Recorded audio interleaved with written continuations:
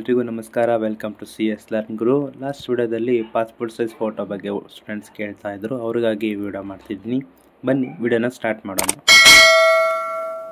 Just MS ಒಳಗೆ ಬಂದು ಇನ್ಸರ್ಟರ್ಗೆ ಬಂದು ಇಲ್ಲಿ ಪಿಕ್ಚರ್ಸ್ನ ನಿಮಗೆ ಯಾವ್ದು ಬೇಕೋ ಪಿಕ್ಚರ್ನ ಸೆಲೆಕ್ಟ್ ಮಾಡ್ಕೋಬೇಕು.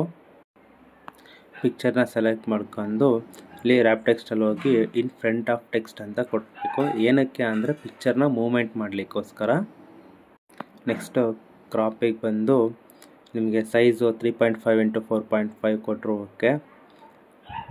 ಫೋಟೋನ ಕ್ರಾಪ್ ಮಾಡಿಕೊಂಡು ನೆಕ್ಸ್ಟು ಬಾರ್ಡರ್ಗೆ ಹೋಗಿ ನಿಮಗೆ ಎಲ್ಲಿ ಶೋ ಆಗ್ತಿದೆ ನೋಡಿ ಪಿಕ್ಚರ್ ಬಾರ್ಡರ್ ಅಂತ, ಇಲ್ಲಿಗೆ ಬಂದು ಕ್ಲಿಕ್ ಮಾಡಿ.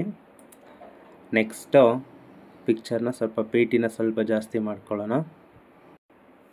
ಈಗ ಕಂಟ್ರೋಲ್ ಶಿಫ್ಟ್ ಹಿಡ್ಕೊಂಡು ಸ್ವಲ್ಪ ರೈಟಿಗೆ ತೊಗೊಂಬಂದರೆ ಕಾಪಿ ಆಗುತ್ತೆ. ನೆಕ್ಸ್ಟ್ ಇವನ್ನ ಎರಡು ಕಂಟ್ರೋಲ್ ಹಿಡ್ಕೊಂಡು ಸೆಲೆಕ್ಟ್ ಮಾಡಿಕೊಂಡ್ರೆ ಸೆಲೆಕ್ಟ್ ಆಗುತ್ತೆ. ನೆಕ್ಸ್ಟು ಗ್ರೂಪ್ ಅಂತ ಕಾಣಿಸ್ತಿದೆ ನೋಡಿ, ಇಲ್ಲಿ ಗ್ರೂಪ್ಗೆ ಕೊಟ್ಟರೆ ಎರಡು ಗ್ರೂಪ್ ಆಗುತ್ತೆ.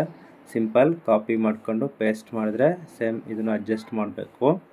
ನೆಕ್ಸ್ಟು ಎರಡನ್ನೂ ಕಂಟ್ರೋಲ್ ಹಿಡ್ಕೊಂಡು ಸೆಲೆಕ್ಟ್ ಮಾಡಿ ಗ್ರೂಪ್ ಮಾಡಿ ಕಾಪಿ ಮಾಡಿ ಪೇಸ್ಟ್ ಮಾಡಿದರೆ ಪಾಸ್ಪೋರ್ಟ್ ಸೈಜ್ ಫೋಟೋ ರೆಡಿ ಆಗಿದೆ.